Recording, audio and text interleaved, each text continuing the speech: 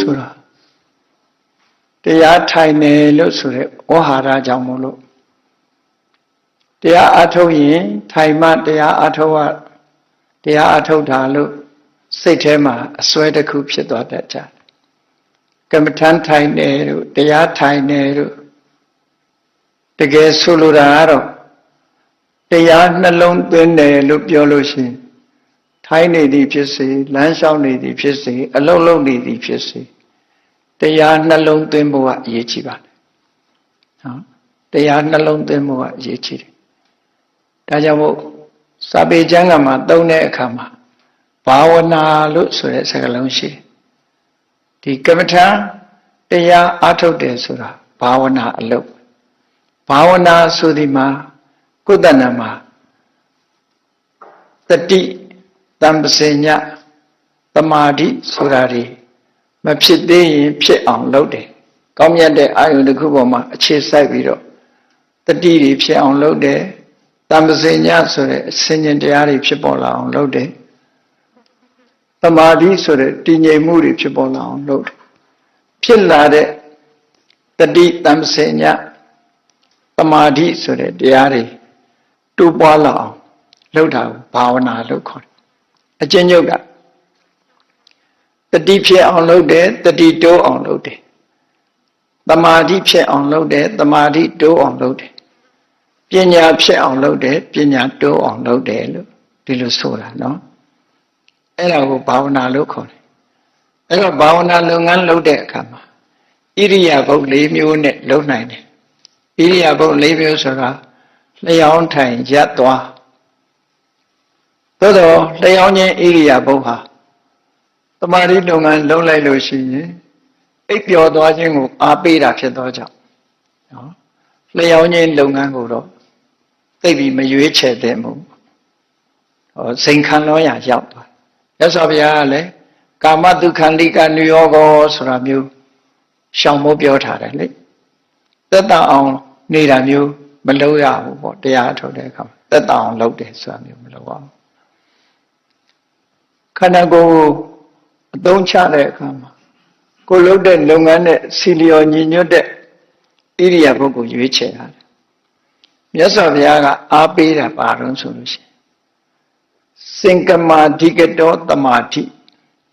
ထိရတရောဆိုတဲ့စကားဈဉ္ဉံလျှောက်လို့ရတဲ့တမာတိကပိုးခိုင်မာတယ်လို့တော့မြတ်စွာဘုရားပြောတယ်အဲ့တော့ဈဉ္ဉံလျှောက်ခြင်းသည်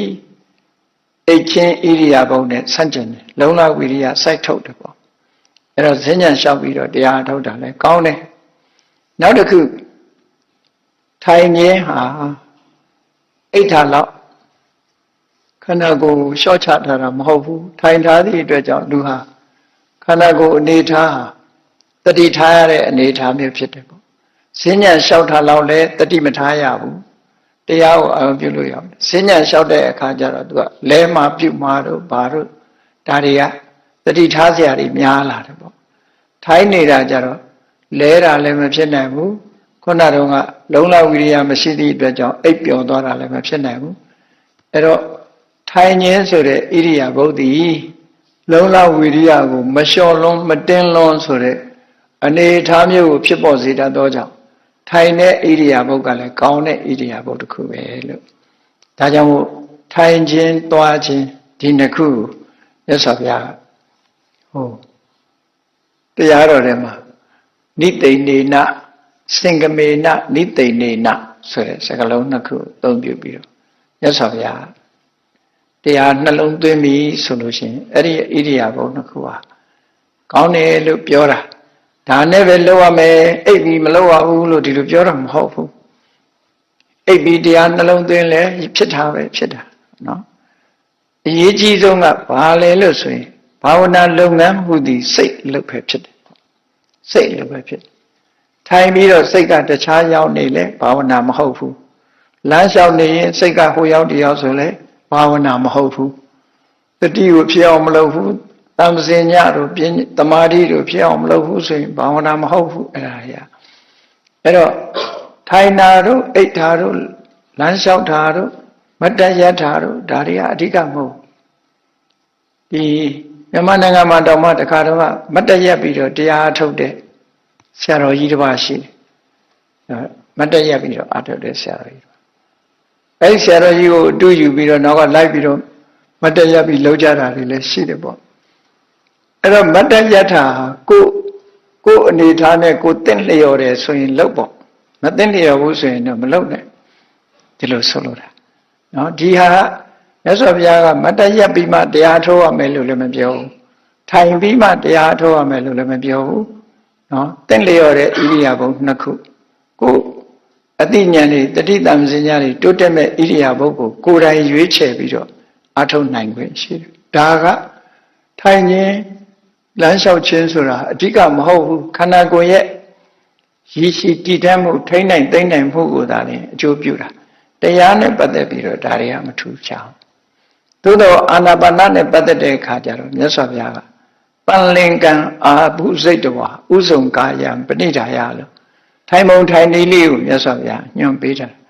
တင်မလင်ခွေးထိုင်ခါထက်ခန္ဓာကိုယ်ဆက်ခေါင်းထိအောင်မမတ်ကလေးထားဒါကဘာဖြစ်လို့အဲ့လိုထားခိုင်းတာတော့ဆိုတမာတိလုပ်ငန်းလုပ်လို့ရှိရင်ကြာကြာထိုင်ရတယ်သူကကြာကြာမထိုင်မနဲ့ခဏခဏပြောင်းလို့ရှိရင်ဘာနဲ့ဥပမာတူတုံးဆိုလို့ရှိရင်နေရာပြောင်းလိုက်တာနဲ့တမာတိကပြက်သွားတယ်တမာတိကပြက်သွားရှင်းတော့ကမီးရဖို့ဆိုတာဘာလို့ရတော့ခုခေတ်လူမီးချစ်တွေပါလေအလွယ်တကူမီးဖြစ်စေနိုင်တဲ့ဒီပစ္စည်းတွေမရှိသေးဘူးပေါ့မရှိတဲ့အခါကျတော့မတမမာတဲ့အနှစ်သားဒုတ်ချောင်းနှစ်ချောင်းကိုအားဖိပြီးတော့အားထည့်ပြီးတော့ပုတ်ရမိပုတ်ခုံနဲ့ပုတ်ချီလို့ခေါ်တယ်တက်သားချောင်းနှစ်ချောင်းကိုပုတ်တဲ့အခါမှာပူးလာတဲ့အချိန်မှာမောသေးတဲ့ခဏနာအောင်မယ်ဆိုအေးသွားပြီမရအစပြန်စားရအဲ့တော့နားလို့မရဘူးသူကပုတ်ဆက်ပြီးတော့ပုတ်ပါများတဲ့အခါကျတော့မိထားတောင်းမယ်ပေါ့အဲ့ဒီကြတော့မှသူကကိုလိုချင်တဲ့မိရဒါကြောင့်မလို့ရှေးဆရာတော်ကြီးတွေကရေးတဲ့ထဲမှာတရားထုတ်တယ်ဆိုတာမိပုတ်ယောက်ျားပမာလားတို့မနာမနေသူကမိပုတ်တဲ့လူလို့နားလို့မရဘူးစက်တိုက်အထုတ်သမထကျင့်စဉ်တွေပါလေကျင့်ပြီဆိုရင်နေရာပြောင်းတာတို့ဘာတို့ဒီလိုမလုပ်ဘဲနဲ့တထိုင်နဲ့တမာတိအရှိန်ကောင်းအောင်လုပ်တာဒီလိုဆိုလိုတာပေါ့နော်အဲ့ဒါလိုလုပ်ရမယ်လို့ပြောတယ်အဲ့တော့ဒီကိုယ်နဲ့တင့်တော်တဲ့ဣရိယာပုကိုရွေးချယ်ပြီးအဓိကကဘာလဲဆိုတာကိုသိဖို့လိုတယ်ပေါ့ဘာဝနာလုပ်ငန်းဟူသည်မနောကံလုပ်ငန်းဖြစ်သည်နော်ကာယကံမဟုတ်ဘူးဝစီကံမဟုတ်ဘူးပြောရတဲ့ဟာမဟုတ်ဘူးကိုယ်ဒီလက်ရောက်ကိုယ်ကိုလှုပ်ရှားပြီးလုပ်ရတဲ့အရာမဟုတ်ဘူးဘာလဲလို့ဆိုရင်မနောကံစိတ်ထဲမှာအလုပ်လုပ်ရမယ်ဒါစိတ်ထဲမှာအလုပ်လုပ်တယ်ဆိုတာကိုယ်စိတ်ကိုအတိဆုံးပဲ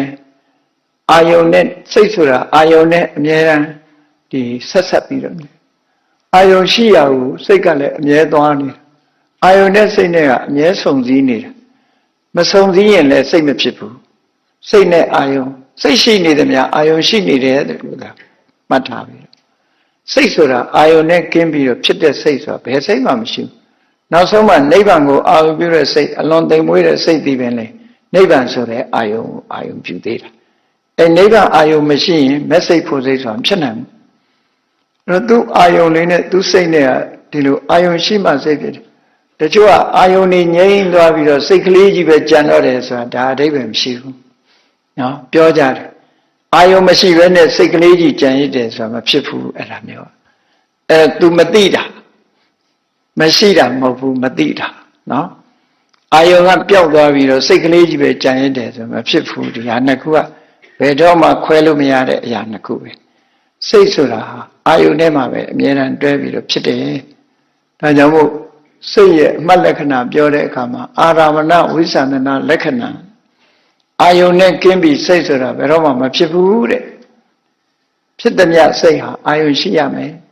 ရှိတဲ့အာယုန်ဒီတိမ်မွေးတဲ့အာယုန်ရင်လည်းဖြစ်ချင်းဖြစ်မယ်ကြမ်းတမ်းတဲ့အာယုန်လည်းဖြစ်မယ်ဒါကြောင့်မို့ကမ္မထာအလုပ်ဝိပဿနာအလုပ်သို့မဟုတ်သမထဘာဝနာဝိပဿနာဘာဝနာအလုပ်ဆိုဒီမှာစိတ်ရဲ့အလုပ်ဖြစ်သောကြောင့် စိတ်ကိုပဲအဓိကထားကြရမှာဖြစ်တယ်ပေါ့ကိုယ်စိတ်လေးကဘာအာယုံနဲ့သွားနေတယ်လဲဆိုတာကိုစောင့်ကြည့်ခြင်းပဲဖြစ်တယ်ပေါ့အဲ့ဒါစောင့်ကြည့်တာဘယ်သူကစောင့်ကြည့်ပေးလို့ဆိုတတိကစောင့်ကြည့်ပေးနေတာတတိလစ်သွားတာနဲ့တပြိုင်နက်စိတ်ကလည်းလစ်သွားပြီးသားမှတ်ပဲအဲ့ဒါကြောင့်မလို့တတိအားနည်းနေတာကိုစိတ်ထဲမှာတတိလေးတိုးတက်လာအောင်လေ့ကျင့်ခန်းလုပ်ပေးတာ mental exercise ပေါ့လေ့ကျင့်ခန်းလေးလုပ်တာဟုတ်ဒါကမ္မထအထုတ်တယ်လို့သူတို့ပြောတာအဲ့တော့စိတ်ကလေးနဲ့အာယုံလေးနဲ့အမြဲတမ်းတွဲနေအောင်ဟာဒီ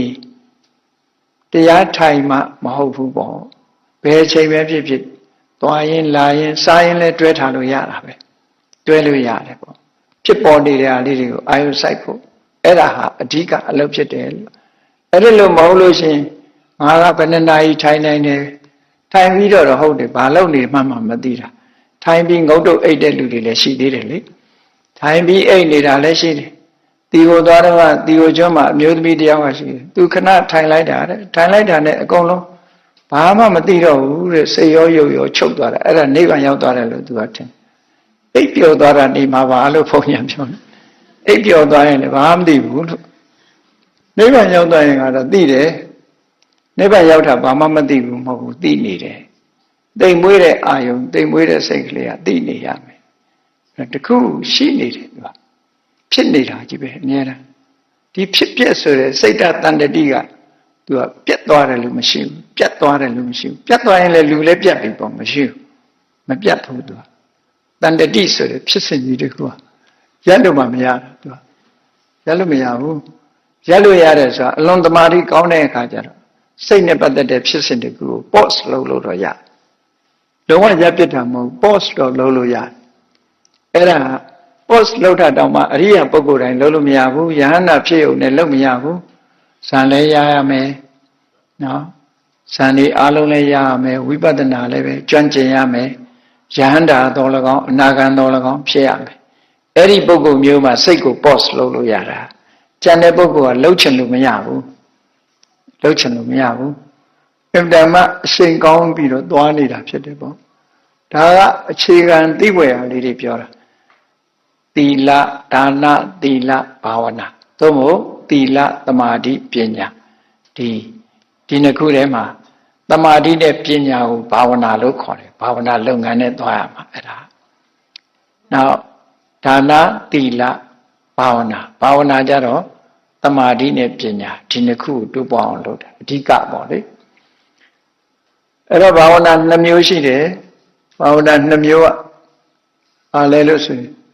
သမထဘာဝနာနဲ့ဝိပဿနာဘာဝနာလို့ဘာဝနာ2မျိုးရှိတယ်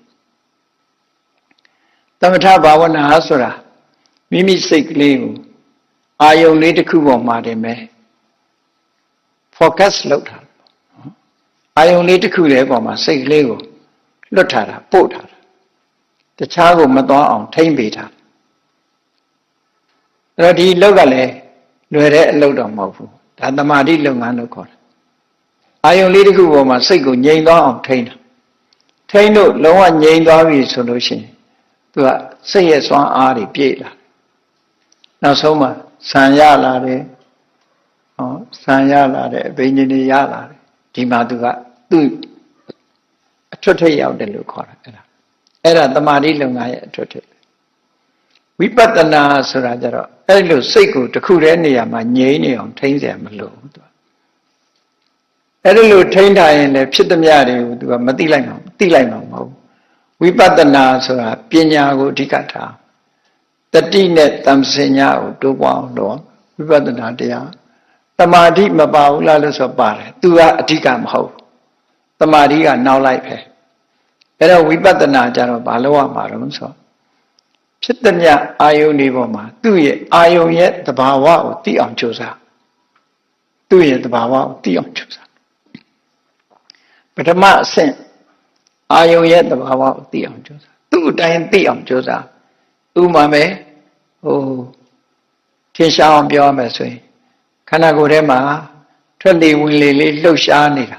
ဒါလှုပ်ရှားနေတာရဲ့လေရဲ့သဘာဝလေးတစ်ခုပဲအဲ့ဒီသဘာဝလေးကိုသိအောင်ကြိုးစားနေတာအဲ့လိုကြိုးစားတယ်ကြိုးစားတော့အဲ့ဒီသိလိုက် လှုပ်ရှားတဲ့သဘာဝလေးရတစ်ခုလိုက်ပြီးတော့သိတာလေးရသဘာဝတစ်ခုဆိုသူသဘာဝနှစ်ခုထင်ရှားလာတာသူတစ်ခုတည်းမဟုတ်နှစ်ခုဖြစ်လာထက်လေဝင်လေပေါ်မှာသမထကျင့်စဉ်ကျင့်မယ်ဆိုလို့ရှိရင်ထွက်တဲ့လေဝင်တဲ့လေလေးပေါ်မှာထိတဲ့နေရာလေးမှာစိတ်ကိုတခြားမရောက်စေပဲနဲ့လေတိုးတဲ့နေရာလေးတင်အာယုစိုက်ပြီးတော့မှ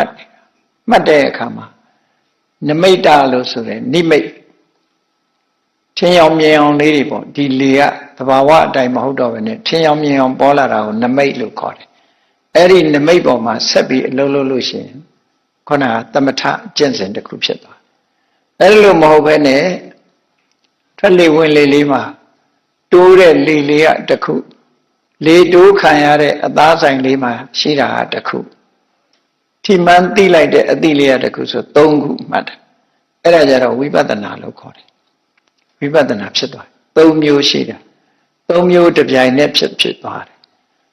အဲ့တော့အဲ့ဒီလို၃မျိုးတစ်ပြိုင်နက်ဖြစ်တာလေးတွေဟာ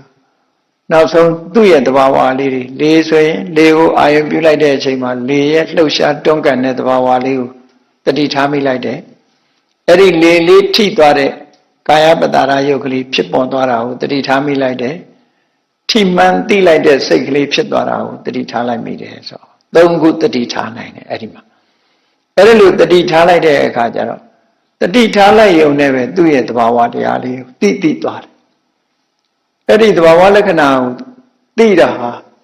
အားလုံးဘယ်လောက်ထိအောင်လုပ်ရမလဲဘယ်လောက်ထိအောင်သိရမလဲဆိုဒီသိမှုဟာခိုင်မာလာသည့်ထိအောင်ဒါပဲလုပ်နေရမှာဆက်ပြီးတော့ဒီသိမှုဟာရှင်းတဲ့ရှင်းလင်းတဲ့လင်းလာပြီးဆိုသည်ထိအောင်လုပ်ပြီးနောက်ဆုံးကငါလေယူနေတာမဟုတ်ဘူးလေရသူ့သဘာဝအတိုင်းသူဖြစ်နေတော့လေလေးတိုးထိတဲ့နေရာလည်းငါမဟုတ်ဘူးသဘာဝတစ်မျိုးတစ်ခုပဲသိလိုက်တာလည်းငါမဟုတ်ဘူးဖြစ်ပြီးရင်လည်းခဏအတွင်းမှာပျောက်သွားတယ်ဆိုတဲ့ထပ်ဆင့်သိတဲ့အသည့်တွေရောက်လာသည့်ထိအောင်ကြိုးစားအဲ့ဒီကြတော့မှသူ့သဘာဝတိုင်းသူဖြစ်ပြီးပြတ်သွားတာဆိုတာမြင်ကြတော့မှဝိပဿနာဆိုတာဖြစ်တာနော်ဝိပဿနာဆိုတာဖြစ်တယ်အဲ့ဒီမှာဒီထိလိုက်တာတို့သိလိုက်တာတို့ဆိုတာသူ့ဘာသူအလိုလျောက်ဖြစ်နေတာမဟုတ်ဘူးဆိုင်ရာအကြောင်းတရားတွေရှိတယ်ဆိုတာသိလိုက်တာလည်းပဲဒါဝိပဿနာအကြောင်းတရားကိုပဲသိတယ်လို့ဒီလိုဆိုတာအဲ့တော့သမထကျင့်စဉ်နဲ့ဝိပဿနာကျင့်စဉ်မတူဘူးဆိုလိုတာကသမထကျင့်စဉ်ကတမာတိကိုဦးစားပေးတယ်ဝိပဿနာကျင့်စဉ်ကပညာကိုဦးစားပေးတယ်ပညာဆိုဒီမှာတမာတိလုံလောက်ယုံရှိပြီးတတိနဲ့သွားတာတတိထားတတ်ဖို့ပဲလို့တတိထားနေရတတိလွတ်သွားတာနဲ့တပြိုင်တည်းပညာမဖြစ်ဘူးတတိလွတ်သွားတယ်ဆိုတာမမြင်လိုက်တာနဲ့တူတူပဲလေနော်ပညာမမြင်လိုက်ရဘူးဘာလို့လဲဆိုမသိလိုက်တာ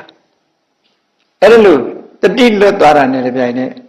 သိခြင်းဆိုပညာလည်းမရှိတော့ဘူးအဲ့ဒီချိန်လေးမှာပျောက်ကွယ်သွားဒါကြောင့်မလို့စင်စစ်မပြတ်သိနေအောင်ပညာတွေစွမ်းအားရှိနေအောင်ကြိုးစားအားထုတ်ကြရတာဒါကဝိပဿနာလို့ခေါ်တယ်ပေါ့ဝိပဿနာဆိုတာဝိထူးထူးခြားခြားပဿနာရှုမြင်တာအနေစာလို့မြင်တယ်ဒုက္ခလို့မြင်တယ်အနတ္တလို့မြင်တယ်အဲ့ဒီလိုသဘာဝတရားတစ်ခုကိုပဲကိုယ်ရှုတော့တဲ့ကိုမြင်သုံးခုစလုံးတစ်ပြိုင်တည်းမြင်ဖို့ပြောတာမဟုတ်ဘူးလူမှာတဦးနဲ့တဦးမတူဘူးတချို့ကဒုက္ခလို့မြင်မယ်တချို့ကငါဘာမှမတိုက်နိုင်တဲ့အရာကြီးလို့မြင်မယ်တချို့ကယောဂကြီးလို့မြင်မယ်သူမြင်နေတာမြင်ကိစ္စမရှိဘူးနော်သဘာဝအတိုင်းမြင်ဖို့ရအရေးကြီးတယ်ဒါကြောင့်မို့လို့တော40ဆိုတာရှိတယ်အဲဒီမှာတော40ကိုခြုံလိုက်တယ်တော40ဆိုလို့ဟိုတောတိတောမအောင်မိတ်နေတယ်အနိစ္စတောဒုက္ခတောအနတ္တတောဆိုတာအနိစ္စလို့ရှုတယ်ဒုက္ခလို့ရှုတယ်အနတ္တလို့ရှုတယ်ဆိုတဲ့နေရာမှာအလုံးပဋိသမိဓမ္မမှာ40တောင်ပြထားတယ်မြင်မမြင်နည်းတွေမတူတော့အဲ့ဒီလိုတူနဲ့တူမြင်လာတဲ့မြင်ပုံချင်းကွဲပြားခြားနာပြီးပညာတွေဖြစ်လာပြီဆိုမှဒါဝိပဿနာလမ်းကြောင်းပေါ်ရောက်တယ်လို့ပြောတာအဲ့တော့ဝိပဿနာလမ်းကြောင်းပေါ်ရောက်အောင်ကြိုးစားအားထုတ်ရမယ်သမထတန်တဲ့ပုဂ္ဂိုလ်ကသမာဓိသမထဘက်ကိုသွားတယ်နော် တချို့ကလည်းသမထလေးကိုအရင်ထူထောင်လိုက်ပြီးတော့မှတမာတိလေးကိုကျင့်ပြီးတော့မှဝိပဿနာသွားတယ်လို့ဒီလိုပြောကြတယ်ပေါ့တကယ်ကတော့မဟာတတိပဋ္ဌာန်သုတ်မှာကြည့်လေသူကတတိတံပစညဆိုတာကိုလေ့ကျင့်ရတယ်ဝိပဿနာသွားမယ်ဆိုရင်တတိတံပစညပိုအရေးကြီးတယ်လို့ဒီလိုပြောတတိဆိုတာဘယ်ဟာလို့ကိုယ်မှတတိရှိနေရမယ်နော်တတိရှိနေတယ်ဆိုတာသမာဓိလို့ဆိုတဲ့အခါကျတော့သူကစင်စမပြတ်ရှိမှတတိဆိုတာကိုလေကြည့်မဂ္ဂင်၈ပါးထဲမှာတတိဆိုတာကိုသမာဓိအုပ်စုတွေထည့်ထားတာကိုတတိထားဖို့လို့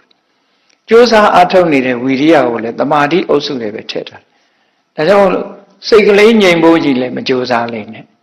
သိဖို့ကြိုးစားတာပို့ပြီးတော့ထိရောက်တယ်နော်သိဖို့ကြိုးစားမကြိုးစားဘူးလို့ပြောတာမဟုတ်ဘူးနော်မကြိုးစားဘူးပြောတာမဟုတ်ဘူးသမာဓိသူရှုထောင့်ကနေသူသွားတာကို့မှာဘာပိုလိုအပ်နေတယ်ငါမှတတိတွေအားပြောနေသလားဆိုတတိယအရေးကြီးဆုံးပဲအဲ့ထင်မှာတော့တတိယတတိရှိအောင်ကြိုးအဲ့တော့တတိဖြစ်ဖို့အတွက်ဘာလို့အောင်မလို့ဝိရိယရှိရမရရအောင်လုပ်မယ်ဆိုဝိရိယရှိရစိတ်ကလေးမငြိမ်အောင်ကြိုးစားမယ်ဆိုဟောဝိရိယကောင်းဆောင်ပြောရမယ်ဆိုရင်တမ္မာဝါယာမတမ္မာတတိတမ္မာသမာဓိဆိုတဲ့ဒီ၃ခုဟာဒီမဂ္ဂင်၈ပါး၃ခုကိုမဂ္ဂင်၈ပါးတဲ့ဒီ၃ခုကိုသမာဓိမဂ္ဂင်လို့ဖွဲ့စည်းထားတာဒါကဥဆောင်တဲ့မဂ္ဂင်အနေနဲ့သမာဓိမဂ္ဂင်လို့ပြောတာသူတို့ပူးပေါင်းပြီးတော့လုပ်ရမှာသူစွမ်းအားနဲ့သူပဲသမာဓိတစ်ခုတည်းလည်းမဖြစ်ဘူးဝိရိယတစ်ခုတည်းလည်းမဖြစ်ဘူးအဲ့ဒီမှာသမာဓိနဲ့ဝိရိယကတစ်ခါကျတော့ဆန့်ကျင်မဲ့လေးလိုဖြစ်တတ်တယ်နှစ်ခုကထိန်းညှိထားဖို့လိုတယ်သမာဓိလွန်ကဲသွားပြီးတော့ဝိရိယယောနေသွားလို့ရှိရင်လူဟာထိနမိတ်တာဖြစ်သွားပြန်ဟောဝိရိယတွေကတော့လွန်ကဲသမာဓိကအားနည်းသွားပြန်တော့ဥဒိစ္စဆိုရယ်စိတ်လွင့်ပြန်မှုတွေဖြစ်တယ်အဲ့တော့သူတို့နှစ်ခုက balance ဖြစ်နေအောင်ထိန်းနိုင်ရဒါကြောင့်ဘယ်သူမှပိုအောင်မလုပ်နဲ့သူတို့နှစ်ခုနဲ့မျှညီနေအောင်ကြိုးစားအဲ့ဒီလိုမျှညီနေအောင်ဘယ်သူကထိန်းပေးမှတုံးလို့မေးလို့ရှိရင်တတိယထိန်းတာအဲ့တော့တတိယတော့အမြဲတမ်းအထိန်းမယ်ဘုဇင်9ပါးကြည့်တမ္မာတတိတမ္မာတတိတံဘုဇင်ငောတတိတံဘုဇင်ငောဆိုပြီးတော့ထိတ်ကနေထားလိုက်တာချိန်ဝင်ညာလေးလို့ထားတဲ့သဘောပဲသူကဟိုဘက်ချိန်ဝင်ဒီဘက်ချိန်ဝင်ကိုရှာလေးကနေထိန်းပေးသွားတာလေအဲ့ဒီသဘောပဲဒီပညာဖြစ်ဖို့ဆိုတဲ့နေရာမှာမထိန်းနိုင်ဘူးဆိုလို့ရှိရင်တစ်ဖက်စွန်းရောက်သွားတာနဲ့တပြိုင်နက်လမ်းချော်သွားတယ်သူကအလွန်တိမ်မွေးတဲ့လုပ်ငန်းတစ်ခုပဲဒါကြောင့်မလို့လုံလဝိရိယနဲ့ကြိုးစားပြီးတော့စိတ်အလုံးဖြစ်သည့်အတွက်ကြောင့်အာယုန်တစ်ခုတည်းပေါ်မှာစိတ်ကိုစိုက်ပြီးတော့ကြိုးစားတဲ့အခါမှာငါတထိုင်နဲ့အတွင်ဖြစ်သွားမယ်လို့လည်းဘယ်တော့မှမမျှော်လင့်နဲ့နော်ဘယ်တော့မှလည်းမမျှော်လင့်နဲ့ကိုလှုပ်တဲ့အလုပ်ပဲလှုပ်နေဖို့ပဲလိုတယ်မျှော်လင့်ချက်ကြီးတွေနဲ့သွားလှုပ်လို့ရှိရင်ဖြစ်ချင်တဲ့ဆန္ဒကလွှမ်းသွားပြန်ရောအဲ့ကြလမ်းကြောင်းကလွဲလျှော်သွားတတ်တယ်အဲကြောင့်ကိုလှုပ်တဲ့အလုပ်ကိုလှုပ်နေတယ်ပဲထားလှုပ်နေတယ်ပဲထားရကိုလှုပ်နေတာကိုပဲဆက်လှုပ်နေရအဲ့ဒီလိုပုံစံနဲ့သွားသို့တော့တရားအာမထုတ်ခင်ကတော့မျှော်လင့်ချက်မထားရဘူးလားဆိုထားရမယ်အတ္တာဣမာယပฏิပတ္တိယစရာမရဏမှာပရိပုံစိတ်တာဒီအကျင့်နဲ့အိုခြင်းသိခြင်းမှာလွတ်မြောက်မှာဧကမဲလို့ယုံကြည်ချက်ထားဒီလိုတော့ထားအထုတ်နေတဲ့အတွင်းမှာထားတာမဟုတ်ဘူးနော်ဒီအကျင့်နဲ့ငါတဏှာဝကလွတ်တဲ့အကျင့်ဖြစ်တယ်ဆိုတာကိုယုံကြည်တယ်လက်ခံတယ်ကိုယ့်ကို encourage လုပ်ကြိုးစားလုပ်ပါဆိုတာကိုပြောပါဒီလိုဆိုလိုတာပေါ့နော်အဲ့တော့ကမ္မထနှလုံးသွင်းတယ်ဆိုတဲ့အာမှာဘယ်နေရာပဲဖြစ်ဖြစ်ကိုယ့်မျက်စိထဲမှာမြင်သမျှဟာဘယ်ဟာမှမမြဲဘူးဆိုတဲ့အတိစိတ်လေးကိုယ်တဏ္ဍာမှာမပြတ်အောင်လေ့ကျင့်နေဖို့ဟာပိုအရေးကြီးပါတယ်ပိုအရေးကြီးနေတယ်အဲ့တော့ဘာတွေရတယ်အလင်းရောင်တွေရတယ်သောတပန်ဖြစ်တယ်သဂရဂံဖြစ်တယ်ဆိုတာတွေကဒါတွေကိုသွားပြီးတော့ဟိုမလုပ်လိမ့်နဲ့နော်သွားပြီးတော့အာယုံမဆိုင်လိမ့်နဲ့ကိုလုံးရမယ့်အလုပ်ကလေးကိုလုပ်နေတာပဲဖြစ်တယ်ကိုလုံးရမယ့်အလုပ်ထမင်းချက်တဲ့လူလို့ထမင်းချက်တဲ့လူကမီးတောက်ကလား သူ့ဂယုဆိုင်ရမှာပါတော့ဆိုသူစံစီလေးတွေကိုပြော့တော့အောင်သူဂယုဆိုင်တာမဟုတ်ဘူးသူဂယုဆိုင်တာပါတော့ဆိုမီးတွေမလွန်မှုရေတွေဝေမကြဘူးဒါပဲဂယုဆိုင်တာမဟုတ်လားဝေမကြအောင်ပဲဂယုဆိုင်ရတာတော့အဲ့ဒါလိုပဲတရားထုတ်တဲ့ပုဂ္ဂိုလ်ဟာလည်းကိုယ်စိတ်လေးဟာတညီတဲ့အာယုံပေါ်မှာဖြစ်နေအောင်ဂယုဆိုင်ဖို့လိုအပ်တယ်ပေါ့ဒါကအခြေခံလေးတွေကိုပြောပြတာနော်အခြေခံလေးတွေကိုပြောပြတယ်ကဲဒီကနေ့ဝိပဿနာမဟုတ်ဘဲနဲ့သမထကျင့်စဉ်လေးတစ်ခုကျင့်ကြည့်ရမယ်ဘာကျင့်မလဲလို့ဆိုလို့ရှိရင်ဗုဒ္ဓနုတ္တိဆိုတာလေးကိုအထုတ်ကြည့်ပေါ့ကမ္မဋ္ဌာန်းဆိုတာကိုယ်နဲ့စီလျော်မဲ့ကမ္မဋ္ဌာန်းတစ်ခုအထုတ်တချို့ကလည်းဝိပဿနာတန်တော့သမထကိုသွားပြပြောတယ်ပြပြောမှမဟုတ်ဘူးဒါတွေအကောင်းတွေကြီးပဲအကုန်လုံးလောကမှာတွေကြီးပဲနော်ဘယ်ဟာပဲဖြစ်ဖြစ်လွယ်တယ်လို့ပြောလို့မရဘူးတော့သမထပဲဖြစ်ဖြစ်ဝိပဿနာပဲဖြစ်ဖြစ်လုံနေတဲ့အချိန်မှာအကုသိုလ်တွေကင်းသွားတာဒါအမြတ်ပဲအလွန်မြတ်တယ်အဲ့ဒီဟာမျိုးဖြစ်အောင်လုပ်ရမှာသူကသမထကျင့်တာသမထကျင့်ရင်တဏှာဟုတ်ကမလွတ်ဘူးလို့ဟောဒီလိုကြီးလျှောက်ပြီးတော့မပြောရဘူးမှန်ဒါတွေပြောစရာမလိုဘူးကိုကျင့်နိုင်တဲ့အတိုင်းအတာတစ်ခုဟာသမထပဲဖြစ်စေနော်မြတ်စွာဘုရားကုသိုလ်မှန်သမျှကုသနာမှာဖြစ်အောင်လုပ်ရမယ်လို့ပဲဒီလိုဟောတယ်ကုသိုလ်မှန်သမျှအရေးကြီးဆုံးကဥတီချက်ကသာအရေးကြီးတယ်ဥတီချက်ကဘာဥတီတာကိုလုံးသမျှလှုပ်ရှားသမျှနိဗ္ဗာန်ကိုဥတီထားတာဒါဥတီချက်အဲ့ဒီဥတီချက်အတိုင်းလှုပ်သမျှနိဗ္ဗာန်ဘက်ကိုအထောက်အကူဖြစ်မှာကြီးပဲဟုတ်ပြီကဲဗုဒ္ဓနုတ္တိဆိုတော့ဗုဒ္ဓနုတ္တိဆိုလို့ရှိရင်တော့လူတွေကမြန်မာပြည်ကပဋိနဲ့တွဲပြီးတော့နေတာများတော့အရဟံပဋိစိတ်တယ်ပေါ့ဒီလိုသွားထင်တတ်တယ်နော်ပဋိမလိုပါဘူးပဋိလည်းမလိုဘူးကောင်းတင်းလုပ်ဖို့လည်းမလိုဘူးဘယ်နှပတ်စိတ်တယ်တို့ဘလောက်ရွတ်တယ်တို့ဒီလိုဟာတွေမလိုဘူးဒီဗုဒ္ဓနုတ္တိဆိုတာကမ္မထာ40ဝိသုဒ္ဓိမက်မှာလမ်းညွှန်ထားပုံလေးကိုချစ်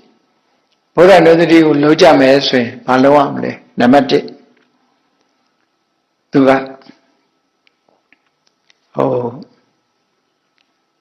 ပရမသီလဆောက်တည်ရမယ်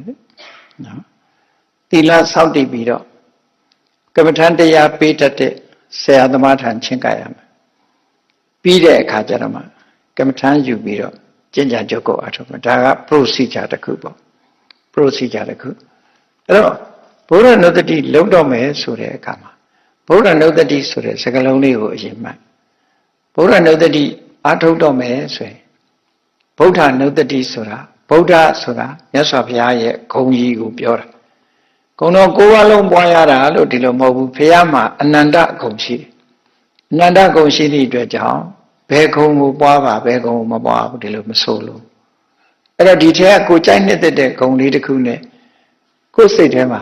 ဘုရားဂုဏ်နဲ့ကိုယ်တတိနဲ့ကပ်နေဖို့ဒီဟာဆိုလိုတယ်ပေါ့ဒါကြောင့်ဗုဒ္ဓနုတ္တိဆိုတဲ့စကားလုံးလေးကိုခွဲလိုက်လို့ရှိရင်ဗုဒ္ဓအနုတ္တိဗုဒ္ဓဆိုတာမြတ်စွာဘုရားရဲ့ဂုဏ်အရေးချင်းအနုတ္တိဆိုတာအကျဉ်းချင်းအထက်ထက်မိမိရဲ့တဏ္ဍာမှာဖြစ်စေတဲ့တတိကိုအနုတ္တိလို့ခေါ်တယ်အနုဆိုတာအကျဉ်းချင်းအထက်ထက်တတိအမှတ်ရခြင်းတခါတည်းနဲ့မရဘူးအကျဉ်းပေါင်းမြောက်များစွာမြတ်စွာဘုရားဂုဏ်တော်ပေါ်မှာစိတ်ကလေးဟာရောက်နေတယ်အကျဉ်းပေါင်းမြောက်များစွာ repeatedly ပေါ့နော်အဲ့ဒါလို့ဖြစ်နေရအဲ့ဒါကိုဗုဒ္ဓနုတ္တိလို့ခေါ်တယ်နောက်တနည်းအားဖြင့်ဘုရားကိုအာယုံပြုတယ်လို့ဗုဒ္ဓအနုဆိုတဲ့အဓိပ္ပာယ်ကိုနောက်တစ်ခုဆိုလိုတာကသင်လျော်တဲ့ဘုရားရဲ့ဂုဏ်ကြီးပေါ်မှာအာယုံအမှတ်ရတာဖြစ်သောကြောင့်သင်လျော်တဲ့တတိသင်လျော်သောတတိလို့အဓိပ္ပာယ်ရတယ်ပေါ့အဲ့တော့ဗုဒ္ဓနုတ္တိရဲ့အဓိပ္ပာယ်ကိုနှမျိုးမှတ်နိုင်တယ်ဘုရားဂုဏ်ပေါ်မှာအချိန်ချင်းထပ်ထပ်မှတ်ရခြင်းဗုဒ္ဓနုတ္တိဒါတခုမြတ်စွာဘုရားဂုဏ်မှာတင်လျောက်ပတ်တဲ့တတိယမှုဒါတခုအဲ့ဒါလို့နှစ်ခုအဓိပ္ပာယ်ယူပြီးတော့ဗုဒ္ဓနုတ္တိကိုပွားများအထုတ်မယ်အဲ့တော့ပွားများအထုတ်မယ်ဆိုရင်ဘယ်လိုလုပ်ရမလဲအရင်တော့စကိုင်းတောင်ရိုးမှာဗုဒ္ဓနုတ္တိကမ္မထာနဲ့တရားဓုတရားမြတ်ရသွားတယ်လို့နာမည်ကျော်ကြားထင်ရှားတဲ့မဟာကဏ္ဍယုံဆရာတော်ဘုရားကြီးဆိုတာရှိတယ် အဲ့ဒီဆရာတော်ကြီးကတောင်မြို့မဟာကန္တာယုဆရာတော်အရှင်ဇနကဘိဝန္တာရဲ့ဆရာဥပိ္ပဇေဆရာစကိုင်းတောင်ရိုးမှာမဟာကန္တာယုချောင်းဆိုတာရှိတယ်အဲ့ဒီဆရာတော်ကြီးကတော့သူကနီလန်းပေးတာရှိတယ်စိတ်တင်ဖြောင်းငါရှေ့မြဲပွားကြိုးစားဘာဝနာဆိုပြီးတပည့်တွေကိုသင်ပေးတာစိတ်ဆိုတာစိတ်ဉာဏ်ရာကိုကပ်ရမယ်တင်ဆိုတာတင်မလင်ခွေးထိုင်ဒါတော့ထိုင်တဲ့ဟာဣရိယာပုတ္တကုပြောစိတ်တင်စိတ်ဉာဏ်ရာအရက်ကိုသွားတင်မလင်ခွေပြီးတော့ထိုင်ဖြောင်းဆိုတာခါအထက်ခန္ဓာကိုယ်ဖြောင်းဖြောင်းမမတ်ထားခေါင်းကြီးတွေငိုင်းဆိုင်ကြမနေနဲ့ဖြောင်းဖြောင်းမမတ်လေးထားဒီလိုဆိုလို့တယ်ဖြောင်းငါဆိုတာကာမဂုဏ်အာယုံ၅ပါးတွေပေါ်မှာစိတ်မရောက်စေနဲ့တချို့ကကာမဂုဏ်အာယုံဆိုတာကိုသဘောမပေါက်တော့မျက်စိတွေကမြင်တဲ့အပေါ်မှာစိတ်မရောက်စေနဲ့ဒီလိုပြောအောင်နော်တချို့ကမျက်စိကမြင်တာကိုကာမဂုဏ်လို့မထင်ဘူးလေကာမဂုဏ်လို့မထင်ဘူးနော်မျက်စိကမြင်တဲ့အာယုံကိုကာမဂုဏ်ခေါ်တာပဲနော်မျက်စိကမြင်တဲ့အာယုံအဲ့တော့ငါဆိုဒီမှာမျက်စိကမြင်တဲ့အာယုံနားကကြားတဲ့အသံနှာခေါင်းကရတဲ့အနတ်လျှာထဲမှာပေါ်တဲ့အရာသာခန္ဓာကိုယ်ရဲ့အထိတွေ့ဆိုတဲ့အဲ့ဒီအာယုံ၅ပါးပေါ်မှာစိတ်မရောက်စေနဲ့လို့ပြောတယ်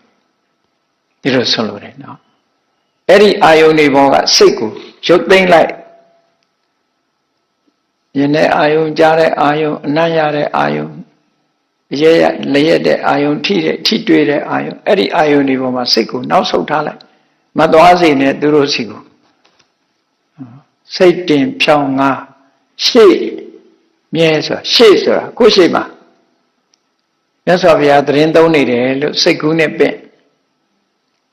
စိတ်ကူးနဲ့ပင့်ထားပြီးတော့ကိုကြည်ညိုတဲ့ပထမတော့ဘုရားကိုမမြင်ဘူးလိုက်တဲ့အခါကျတော့ရုပ်ဆင်းတုကိုပင့်တာပေါ့နော်ကိုကြည်ညိုတဲ့ဘုရားရုပ်ဆင်းတုတော်တစ်ခုကိုစိတ်ထဲကနေပင့်ထားရှေ့မြဲဆိုတာတတိဆွဲမြဲဖြစ်နေအောင်ပွားပါလို့ဒီလိုဆိုလိုတယ်စိတ်တင်ဖြောင်းငါရှေ့မြဲပွားကြိုးစားဘာဝနာဒါအဲ့ဒီဆရာတော်ကြီးသွန်သင်တဲ့ဗုဒ္ဓနုတ္တိဘာဝနာကမ္မဋ္ဌာန်းတစ်ခုပဲအဲ့တော့ဗုဒ္ဓနုတ္တိဆိုဒီမှာဒီရုပ်ပွားတော်ကိုကြည့်ပြီးတော့ဗုဒ္ဓနုတ္တိပွားတာဟာဖြစ်နိုင်ရဲ့လားလို့တချို့ကစောရကတယ်ရုပ်ပွားတော်ဟာဘုရားစစ်မဟုတ်ဘူးဘုရားစစ်မဟုတ်ဘဲနဲ့ဒီရုပ်ပွားတော်ကြီးကိုကြည့်ပြီးတော့ဗုဒ္ဓနုတ္တိကမ္မဋ္ဌာန်းဖြစ်နိုင်သလားလို့ဆိုတဲ့အခါမှာတောင်မြို့ဆရာတော်ကြီးကရှင်းထားတယ်နဲ့တွေ့တယ်မြတ်စွာဘုရားဟာအလွန်တပ်ပယ်တဲ့ရုပ်အစဉ်အင်္ဂါရှိသည့်အတွက်ကြောင့်ရုပ်ပွားတော်တွေထဲမှာလည်းတတ်ပဲလှုပ်ထားလို့ရှိရင်ဒီမြတ်စွာဘုရားရဲ့ဘဂဝါဆိုတဲ့ဂုဏ်ထဲမှာဒီကျက်တည်ရှိတယ်ဆိုတဲ့ရုပ်ဆင်းကလည်းပါတယ်လေကျက်တည်ရှိတယ်ဣတရိယဓမ္မယတတိရိကာမပယတ္တဆိုဘုံတော်6ပါတယ်မြတ်စွာဘုရားရဲ့ကျက်တည်ရှိတဲ့ရုပ်ဆင်းအဲ့ဒီပုံမှာလည်းပဲအာယုဆိုင်လို့ရပါတယ်ဘဂဝါဂုဏ်တော်ထဲမှာပါတယ်လို့ဆိုပြီးတော့ဒီလိုဖြေထားတာလည်းရှိတယ်ပေါ့နော်သို့တော့ပထမတော့ကိုမမြင်ဘူးသည့်အတွက်ကြောင့်ဂုဏ်တော်ပေါ်မှာအာယုံမရောက်သေးလို့ရှိရင်ဒီရုပ်ပွားတော်ကနေပြီးတော့စပြီးတဲ့အခါမှာနောက်ဆုံးမှာဂုဏ်တော်ပေါ်မှာစိတ်ရောက်အောင်ဆက်ပြီးတော့ကြိုးစားဖို့တော့လိုအပ်တာပေါ့နော်အဓိကဘုရားဂုဏ်တော်ပေါ်မှာကြိုးစားရမယ်အဲ့တော့ဟုတ်ပြီကဲဗုဒ္ဓနုတ္တိကိုပွားကြမယ်ဆိုလို့ရှိရင်အခုလို့သီလဆောက်တည်လိုက်မယ်ကြိုတင်ပြင်ဆင်မှုတွေလုပ်မယ်အဲ့ဒီကြိုတင်ပြင်ဆင်မှုတွေထဲမှာအကြံပေးပြီးတော့ဆုံးမထားတာရှိတယ်ကိုတယောက်တည်းမှာအားထုတ်ပြီလို့ဆိုတဲ့အခါမှာလူဆိုတာကိုယ်ခန္ဓာကိုယ်ညှာတတ်တဲ့သဘောရှိတယ်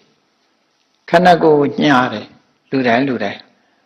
ယ်ကိုဆင်းရဲမှကြောက်တယ်ညှာတယ်ပင်မခံနိုင်ဘူးဆိုတာလေရှိအဲ့ဒါကိုကာယမစ္စေတာလို့ခေါ်တယ်တကယ်တရားလိုချင်ပြီဆိုရင်ကိုယ့်ကိုမညှာတော့ဘူးသူကလမ်းကြောင်းမှန်ဖို့ပဲရည်ချင်မညှာဘူးခန္ဓာကိုယ်မညှာမတာလုပ်တဲ့ပုဂ္ဂိုလ်မျိုးလည်းရှိတယ်ပေါ့နော်အဲ့ဒါမျိုးမလုပ်ရဘူးလို့မြတ်စွာဘုရားဟောတာမဟုတ်နည်းနည်းပြင်းတဲ့လူကမညာမတာလှုပ်တာကိုသူကအတ္တကိလေသာနိရောဂထဲမှာရောပြီးတော့ထည့်တတ်တယ် ရားတောင်မှပဲအပင်မခံမလုံးနဲ့လို့ပြောတယ်ဆိုဒါဘုရားစကားမဟုတ်ဘူးနော်မြတ်စွာဘုရားကလမ်းမှန်ပြီဆိုရင်အယုကြည်ကြည်အေးခန့်ခန့်လှုပ်လို့ပြောတာဗျာအတ္တကိလမထဆိုဒီမှာမှားနေတဲ့လမ်းစဉ်ပေါ်မှာအပင်မခံရုံတက်တက်ကိုဆိုလို့တယ်ပင်မခံရုံတက်တက်လို့ပြောတာဘာမှအကျိုးမထွက်ပဲနဲ့ဥပမာတဏှာကြီးထိုင်နေရင်2နာရီထိုင်နေတယ်တွေးချင်တာတွေးနေတဏှာကြီး2နာရီတနေ့ကုန်ထိုင်နေအထိုင်မဲ့ပြိုင်မယ်ဆိုလို့ရှိရင်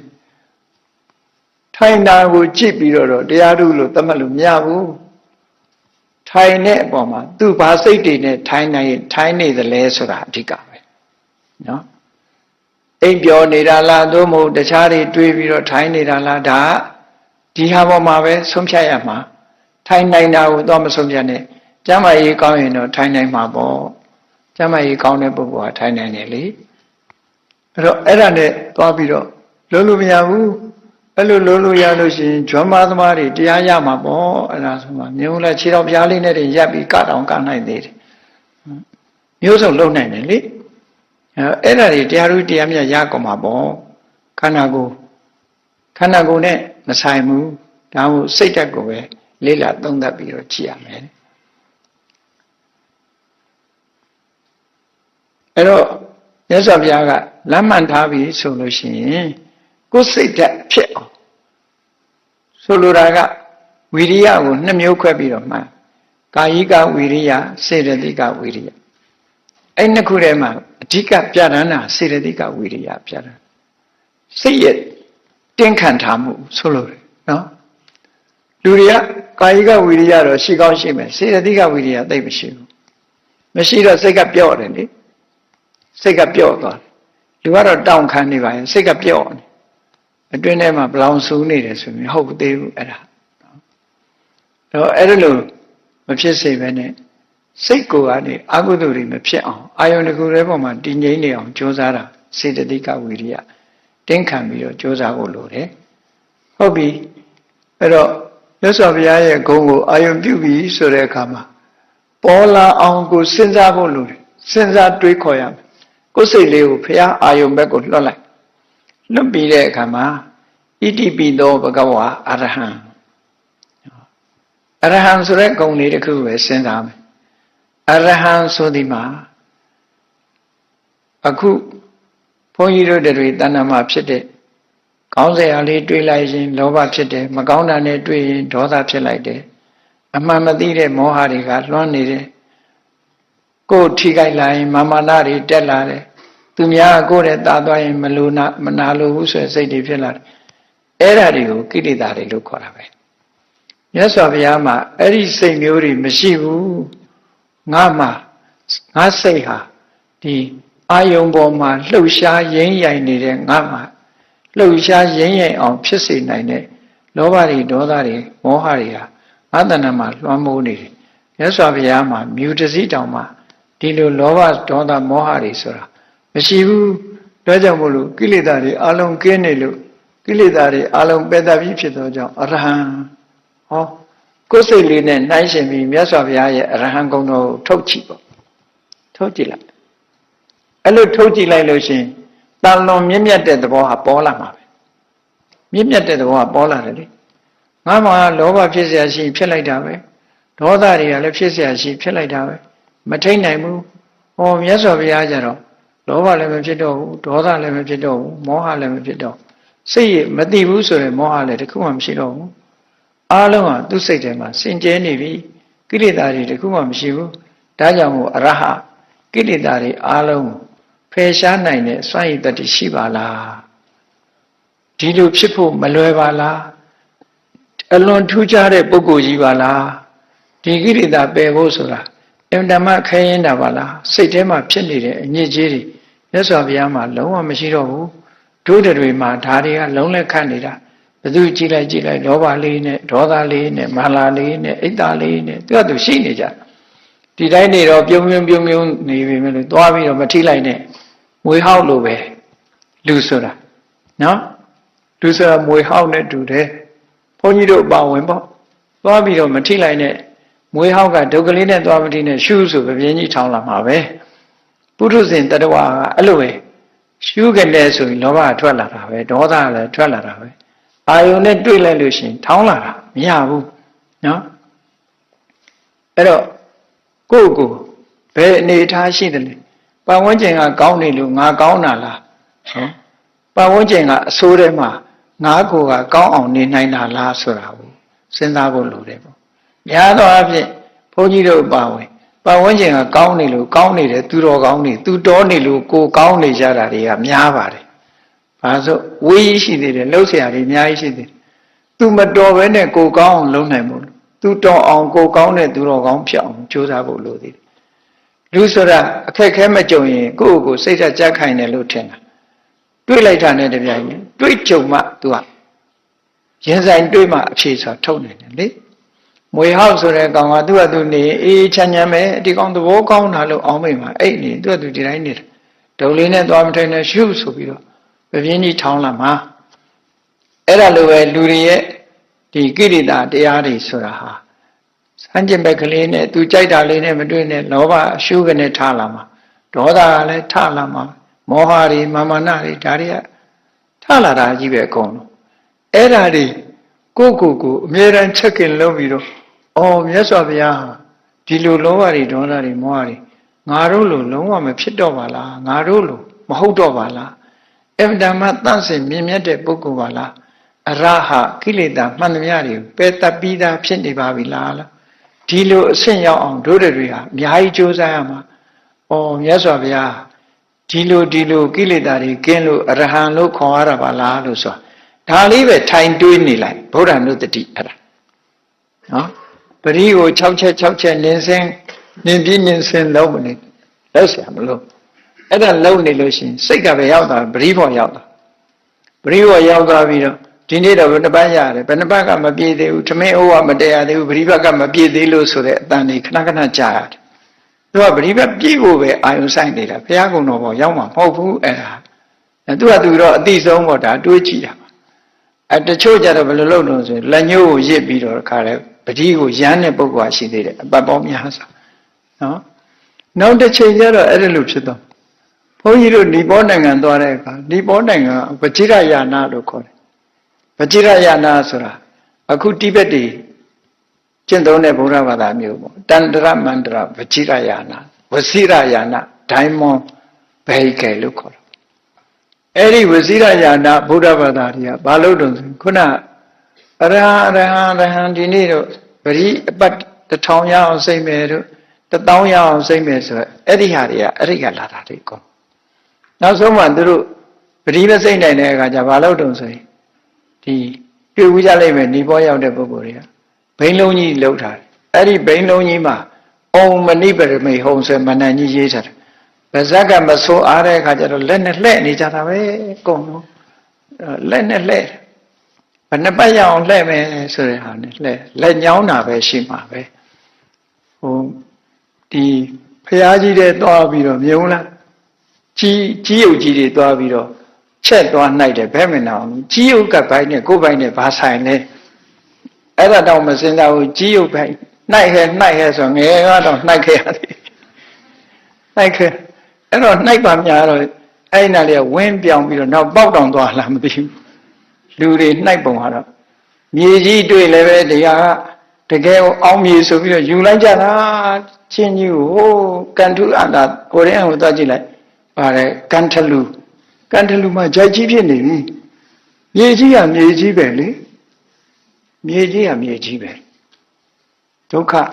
အဲ့လိုယုံကြည်မှုတွေအဲ့တော့အောင်တယ်ဆိုတာကိုယ်တဏ္ဍာမှာပဲရှိတယ်အောင်တယ်မအောင်ဘူးကကိုယ့်ရဲ့အတွင်းအားကကိုယ်ထဲမှာရှိတယ်အပြင်တွေကိုသွားပြီးတော့အတွင်းအားမယုံကြည်တဲ့လူတွေကအပြင်ကိုပဲသွားရှာနေတတ်တယ်နေရာထူးနေရာမြတ်ဆိုတာမရှိဘူးလားလို့ဆိုတာတယောက်ပတ်တဲ့နေရာနေရာထူးပဲတရားထုတ်ချင်တယ်ဆိုရင်စိတ်ငြိမ်တဲ့နေရာကိုယ့်ရဲ့အောင်မြေပဲနေလို့ချင်တာသိလားဓမြတွေရဲ့အောင်မြေပဲနားတော့ဆိုလို့ရှိရင်လူတွေတိတ်ဆိတ်အိပ်ပြီးတော့ရွာဥနတ်စင်နာဒါသူတို့အောင်မြေပဲလူတွေအိပ်ပြီးဆိုအဲ့ဒီနာသွားပြီးတော့တိုင်ပင်ညှိနှိုင်းပြီးရွာဓမြတိုက်တာလေအဲ့ဒါသူတို့အောင်မြေပဲဒီလိုပဲအဲ့တော့အောင်မြေလို့ထင်ကြတာပေါ့လူတွေကနော်အဲ့တော့ဆိုလိုတာအဲ့ဒါလို့မဟုတ်ဘူး ခုနကလိုစဉ်းစားမြတ်စွာဘုရားဂုဏ်ကိုတစ်ခုချင်းတစ်ခုချင်းစဉ်းစားဂုဏ်တော်လေးတွေမထင်ရှားဘူးဆိုရင်ကိုယ်နဲ့နှိုင်းပြီးတော့ကြည့်ကိုယ်ကိုငါတို့ကဒီလိုအနေထားမျိုးရှိတယ်မြတ်စွာဘုရားကဒါမျိုးတွေမရှိဘူးဟောအဲ့တော့ပို့ပြီးတော့စိတ်ထဲမှာဘုရားကိုကြည်ညိုလာတဲ့စိတ်တွေပေါ်လာသည်တည်းအောင်အဲ့ဒါလို့စဉ်းစားပါတဲ့ကဲအဲ့ဒါလို့စဉ်းစားနေတာဘာအကျိုးရှိတုံးလို့မေးမယ်မြတ်စွာဘုရားရဲ့ဂုဏ်ကိုအခုလို့ထိုင်စဉ်းစားနေခြင်းအပြင်ဒါတရားအထုတ်နေတယ်လို့ပြောတာနော်ဘုရားနုတ္တိပွားနေတယ်လို့ပြောအဲ့ဒါလို့ထိုင်စဉ်းစားနေတဲ့အခါမှာဘာတွေဖြစ်တုံးဆိုအဲ့ဒီအချိန်မှာ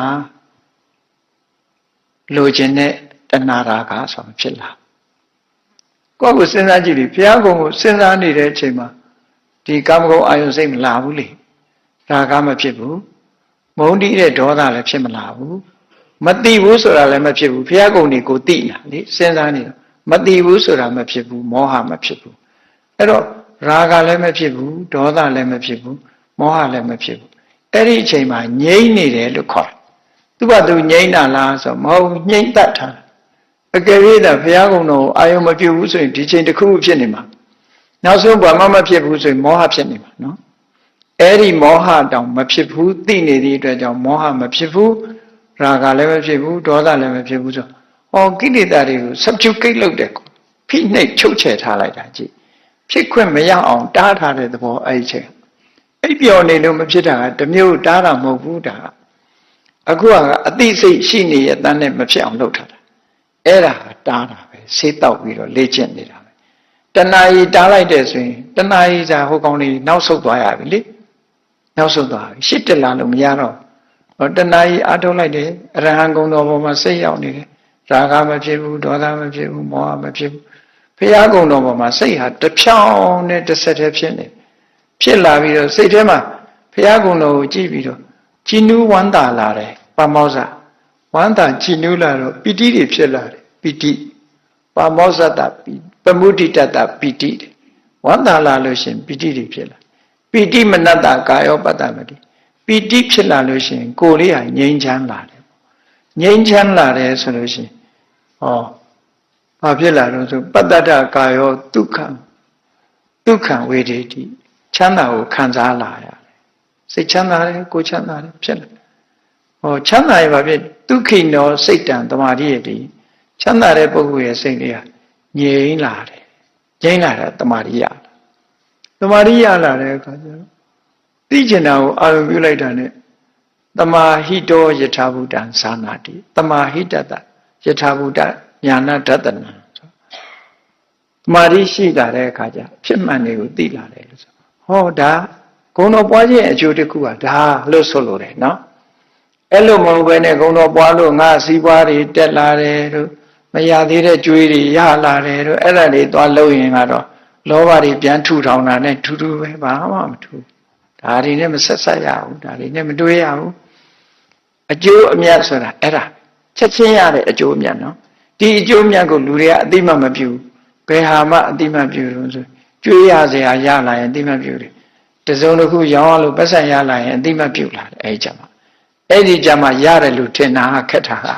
နော်ဘုရားကိုအာရုံပြုလို့ရာဂဒေါသမောဟတွေကိုနှိမ်လိုက်နိုင်တာကိုအကျိုးလို့မထင်ဘူးအဲ့ဒါအကျိုးကြီးမားတဲ့အကျိုးအလုံးကိုကြီးမားတဲ့အကျိုးကိုရလိုက်တာခုနကငွေကြေးဥစ္စာဒဏရတာမကြီးမားဘူးအလွန်သေးငယ်တဲ့အရာတွေဒါတွေကလည်းမဆိုင်ဘူးဒါကြောင့်ဖြစ်တာမဟုတ်ဘူးအဲ့တော့လက်တွေ့တရားထိုင်လိုက်တာနဲ့တပြိုင်နက်ဒီလိုဖြစ်လာအဲ့ဒါအရဟံဆိုတဲ့ဗုဒ္ဓနုတ္တိကိုပွားပြီးတော့အားထုတ်မယ်ဆိုမြတ်စွာဘုရားဒီသူဗုဒ္ဓယဟန်ရဲ့အတိတ်ဘဝမှာအဲ့ဒီမြတ်စွာဘုရားသခင်ကိုရောမြတ်ကရှင်သူပြပိုက်သူကအဲ့ဒီတုန်းကယသိသူ့ကိုဗာပြောတော့ဆိုဘာဝေဟိဗုဒ္ဓနုတ္တိဘာဝနာနမနုတ္တရံဘာဝနာတွေထဲမှာဒီလောကမှာမြတ်စွာဘုရားအမြတ်ဆုံးဖြစ်သောကြောင့်ဘုရားကိုအာယုံပြုပြီးတော့တတိဖြစ်ပွားမှုအတိညာဖြစ်ပွားမှုအဓိကတော့တတိပဲနော်ဘုရားကိုအာယုံပြုပြီးဘုရားကုံပေါ်မှာတတိဖြစ်မှုဆိုတဲ့ဘာဝနာတရားဟာအမြတ်ဆုံးသောဘာဝနာတရားဖြစ်တယ်ဘာဝေဟိဗုဒ္ဓနုတ္တိအဲ့ဒီအမြတ်ဆုံးသောဗုဒ္ဓနုတ္တိဘာဝနာတရားကို ပွားများပါတဲ့ဗုဒ္ဓနုတ္တိကိုပွားများမယ်ဆိုရင်ဘာဖြစ်လဲပုရိယိတ္တိမာနတံမင်းရဲ့အလိုဆန္ဒတွေပြည့်လာပါလိမ့်မယ်ဒီလိုဆိုတာနော်အဲ့တော့အလိုဆန္ဒလို့ဆိုဒီမှာတခြားတွေလည်းတော့မတွေးလေနဲ့အလိုဆန္ဒပြေးသွားတယ်ဆိုတာတခြားတွေတော့မတွေးနဲ့အဲ့တော့ဒီလိုဘုရားဆွစုကဟောခဲ့တဲ့ဗုဒ္ဓနုတ္တိကမ္မထာကိုယနေ့ပွားများအထုတ်ပြီးတော့ကြည့်ပေါ့ဗုဒ္ဓနုတ္တိပွားများအထုတ်ခြင်းဟာဒီဒါကြီးကသမထာကြီးပါလို့သွားပြီးတော့မပြောလိမ့်နဲ့နော်ဘုရားနုတ္တိပွားများအထုတ်ခြင်းဟာမိမိရဲ့တဏ္ဍမှာဒီအခြေအနေကောင်းတွေအများကြီးဖြစ်ပေါ်စေပြီးတော့တရားစွမ်းအားတွေတတိစွမ်းအားတွေပညာစွမ်းအားတွေတိုးတက်လာပါလိမ့်မယ်ဒါကြောင့်မို့လို့ယခုချိန်ကစပြီးတော့မိမိတို့ထိုင်မဲ့ဣရိယာပုတ်လေးကိုပြင်ပြီးတော့ထိုင်ကြပေါ့ထိုင်ပြီးတော့အခုပြောခဲ့တဲ့မြတ်စွာဘုရားရဲ့ဂုဏ်တွေကိုထိုင်ပြီးတော့စဉ်းစားတာဘုရားဂုဏ်ကိုအာယုံပြုပြီးတော့ဘုရားနုတ္တိကမ္မထာကိုစတင်ပြီးတော့ရှုမှတ်ပွားများကြရအောင်ကိုကြိုက်တဲ့ဂုဏ်တော်လေးတစ်ခုကိုခေါင်းဉာဏ်နဲ့မှပေါ်လာသည့်ထိအောင်အရဟံနဲ့ပဲပွားသမ္မာသမ္ဗုဒ္ဓနဲ့ပဲပွားဒီနော်ဝိဇ္ဇာစရဏဂုံနဲ့ပဲပွားသူကတနုတ္တရောလောကဝိနုတ္တရောပုရိသဓမ္မတာရတိလောကဝိတုနုတ္တရောပုရိသဓမ္မတာရတိဘယ်ခုံနဲ့ပဲပွားကိုယ်စိတ်ထဲမှာကြည်နူးရလေးနဲ့